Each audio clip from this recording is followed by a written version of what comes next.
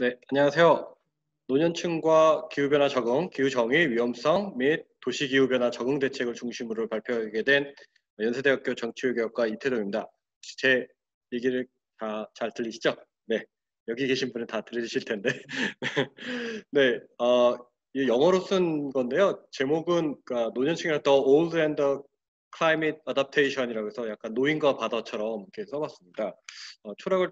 초록을 잠시 소개드리면 탈탄소 경제로 전환 과정에서 그린 디바이드라는 개념 모두 아시리라고 봅니다. 그린 디바이드라는 것이 결국 사회 경제적 지위나 연령층에 따라서 기후변화의 영향을 다르게 받는 그런 것을 말하는데요. 특히 기후 정의, 클라이밋 저스티스라는 부분에서 노인, 아동 그리고 사회적으로 소외된 사람들을 포함한 취약계층들이 도시 기후변화 영향에 취약함을 보여주고 있습니다. 근데 이런 취약계층들이 있는 것이 그 도시의 기후변화 적응 정책에 어떻게 영향을 끼치는가에 대해서는 잘 알려져 있지 않습니다. 그래서 이 연구는 지역 기후 위험성 및 그 국가 기후 변화 적응 계획을 감안하여 902개의 유럽 도시의 기후 적응 정책 이행에서 그 취약계층 비율이 얼마만큼 기후 적응 정책 계획에 유무의 영향을 받는가를 검증을 하고 있습니다. 그래서 결국 노인 인구 비율이 많을수록 그 기후 적응 계획을 세우는 그런 확률도 더 높아짐을 보여주고 실증적으로 보여주고 있습니다. 연구 목표는 결국 도시 기후 적응 정책 채택 여부에 있어서 기후 변화 취약계층의 역할을 규명하는 것인데요. 특히 나이나 수를 해줘야겠습니다. 네, 그래서 환경 정의에 중점을 둔 도시의 기후 적응 정책 채택이 도시의 의미하는 바를 규명하는 목표를 가지고 있습니다. 문헌 검토를 보니까 주로 환경 정의와 관련돼서 도시의 맥락에서 환경 정의가 어떤 의미인가를 보는 문헌들이 최근에 많이 늘어나고 있고요. 그리고 지역 수준에서 주목한 환경 정의 연구는 도시 전환이라든지 아니면 기후의 아젠다라든지 아니면 형평성에 둔 그런 연구 혹은 최근 연구로서는 뭐 스마트 시티와 지속 가능성, 상호작용에 대한 연구 등을 진행을 하고 있다는 걸 알 수 있었습니다. 그러나 이제 저희가 리서치 갭으로 발견한 것은 그럼에도 불구하고 정말로 이 많은 사람들이 사회 취약계층이라고 하는데 그 사회 취약계층의 종류에 따라서 그것이 어떻게 도시 기후 적응에 영향을 끼치는가라는 것이고요. 그것을 테스트하기 위해서 다층 멀티레벨 로지스틱 좋은 느낌이 듭니다만은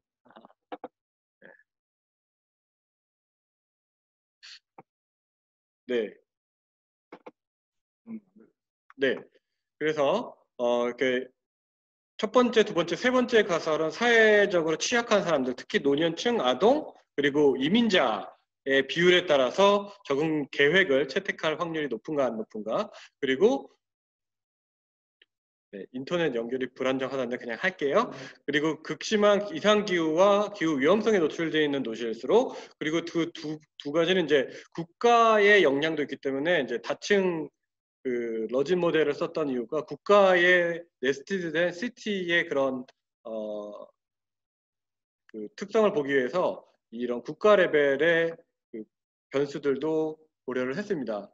결국 뭐 Dependent Variable Adaptation Policy가 있느냐 없느냐입니다. 그러니까 902개의 도시 중에서 도시 그 어댑테이션 팔러시가 있는 도시들이 약 218개 정도가 되고요. 없는 도시가 한 684개 정도 됩니다.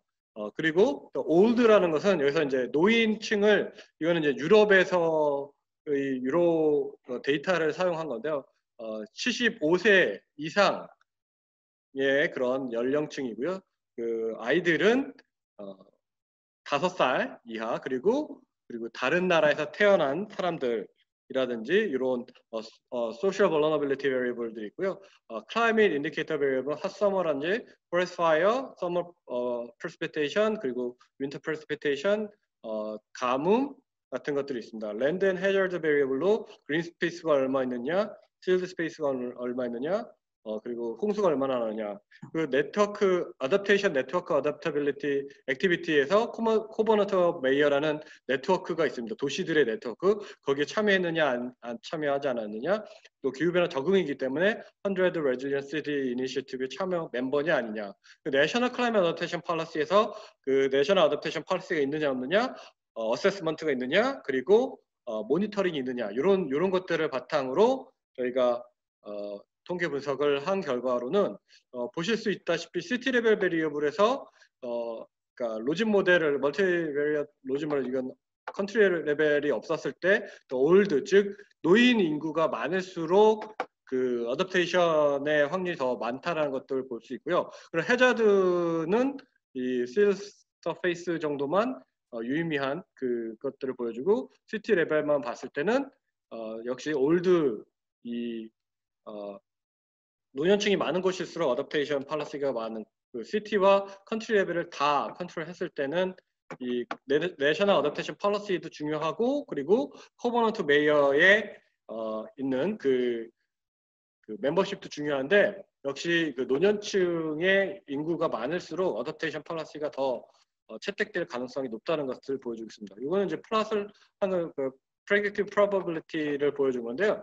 이 같은 경우도 이제 age over 75가 갈수록 이 어댑테이션 플랜이 좀 더 높은 경향을 보여주고요. 커버넌트 메이어 멤버십일수록 어댑테이션 플랜이 더 높은 그런 그 경향을 보여주고 마찬가지로 내셔널 어댑테이션도 그런 경향들을 보여주고 있습니다. 그래서 결론적으로 그 노인의 인구 비율이 높은 그 유럽의 도시일수록 기후변화 적응 계획을 채택할 확률이 더 크다라는 것이고요. 그 이유 중에 저희가 왜 그럴까 생각을 해봤더니 아이들은 부모들이 대부분 다 케어를 해줘요. 특히 5세 이하의 아이들은 그렇기 때문에 더우면 더운 대로 수영장에 데려가고 아니면 뭐 이런 식으로 하는 데 비해서 그 유럽에서 2003년에 히트웨이브가 몰아쳤을 때 가장 많이 돌아가신 분들이 이제 노인분들이거든요. 이제 모빌리티가 떨어지고 또 그 독거노인 같은 분들이 많고 뭐 에어컨이나 이런 곳이 없는 곳이 많기 때문에 노인분들이 가장 벌러너블한 것이 아닌가라는 것들을 볼 수 있습니다. 그래서 물론 다른 그 도시들이 커버넌트 메이어 멤버십에 있다든지 아니면 국가의 그런 국가 적응 계획도 중요하지만 이 노년층이 많을수록 더 케어해야 될 그런 취약계층들이 많기 때문에 거기에 도시들이 대응하는 것이 아닌가라는 생각을 합니다.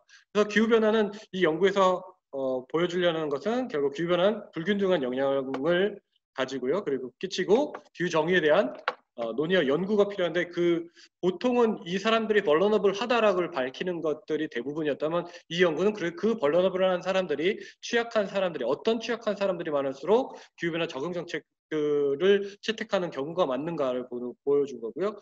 그리고 그 중에서 이제 기후변화에 가장 취약한 계층 중 하나는 노령층이라는 것입니다. 그래서 결국 정책의 타겟은 아이들도 당연히 중요하지만 아이들은 그나마 부모들이 케어하는 데 비해서 특히 노령층, 특히 혼자 사는 분들의 이런 를 대상으로 한 기후 정의 계획들이 필요하다 이런 것들을 주장하고 있습니다.